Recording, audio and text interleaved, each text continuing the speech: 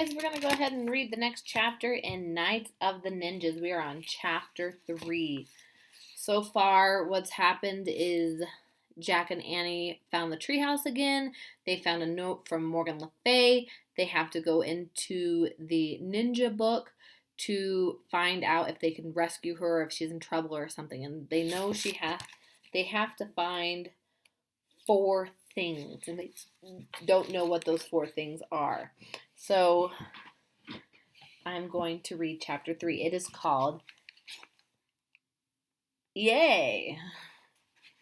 Jack opened his eyes. Annie was already looking out the window. The mouse peeked out of the pouch. Jack looked out the window too. The air was fresh and cool.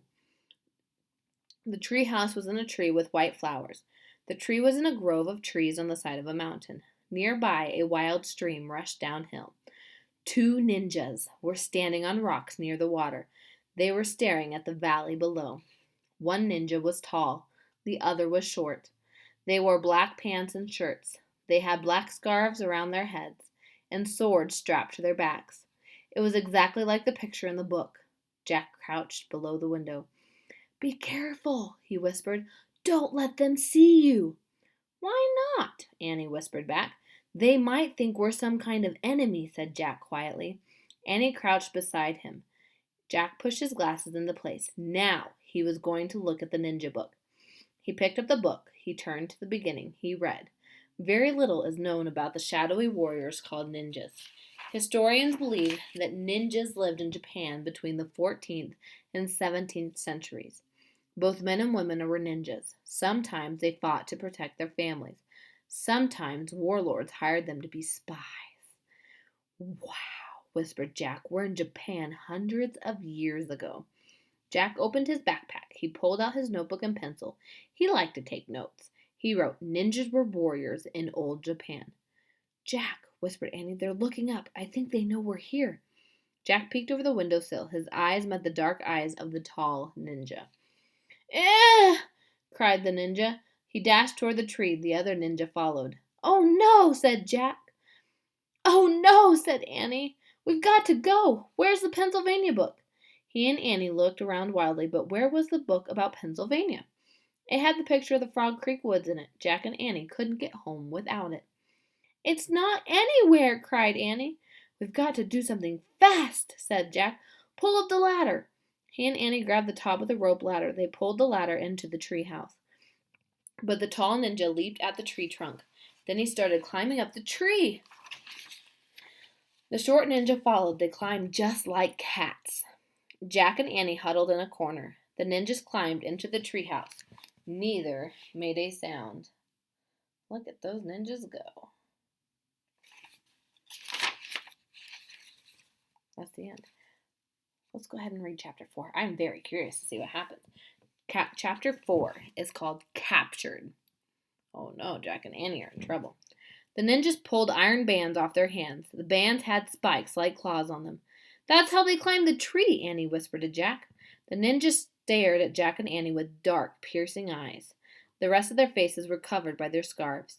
Jack felt frozen under their stares. Annie wasn't frozen, though. She stepped right up to them. "Hi," she said. The ninjas didn't say hi back. They didn't move at all. They were as still as Jack. "We're trying to help our friend Morgan," said Annie. She held up Morgan's note. The tall ninja took the note from her. He looked at it, then gave it to the short ninja. The 2 ninjas stared at each other. Then they looked back at Jack and Annie. Finally, the short ninja nodded once. He put the note into the pocket of his shirt. "You can help us?" Annie asked. Neither ninja spoke. Jack wished he could see their faces. He couldn't tell what they were thinking. The short ninja tossed the rope ladder back out of the treehouse. The tall one pointed down the ladder. Then he pointed at Jack and Annie. "Uh-oh," thought Jack. Were they being captured? "Us? Go with you?" said Annie. The ninja nodded. "Oh, boy," said Annie. "Oh, boy? Is she nuts?" wondered Jack. The short ninja darted down the ladder. He went hand over hand. His feet didn't touch the rungs of the ladder. The tall one did the same. Jack gasped, but the ninjas moved very fast. They were like spiders dropping from webs. "Wow," said Annie. "Now's our chance to leave," said Jack. "Quick!" He looked around the treehouse again. Where was that Pennsylvania book? "Let's go with them," Jack said Annie. "No, This isn't a game, said Jack. But I think they know something about Morgan, said Annie. She started down the ladder. Come back, said Jack, but it was too late. Jack sighed. Why does this always happen? He asked himself. Come on, Jack, came Annie's voice from below. Jack put his notebook and the ninja book into his pack. He pushed his glasses into place and he started down the ladder. Jack joined Annie and the ninjas on the ground. The sun had fallen behind the hills. The sky was streaked with red and gold. The mouse peeked out from Annie's sweatshirt pouch. Don't be scared, Peanut, Annie whispered. We'll take good care of you. Great, thought Jack, but who's going to take care of us? The short ninja held Jack's arm in one hand and Annie's arm in the other. He led them through the twilight. The tall ninja walked behind them. Where are we going? Asked Jack. The ninja stopped near the rushing water of the wide stream. The water roared as it raced downhill. The short ninja looked at Jack and Annie. He let go of their arms, then pushed them towards the stream.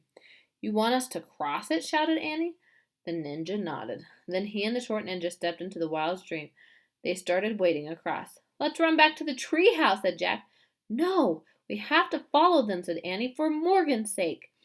Jack took a deep breath. She was right. Annie grabbed Jack's hand. Together they stepped into the water. Yikes! They both screamed and jumped out. It was the coldest water Jack had ever felt. It was colder than ice. It was so cold it felt like fire.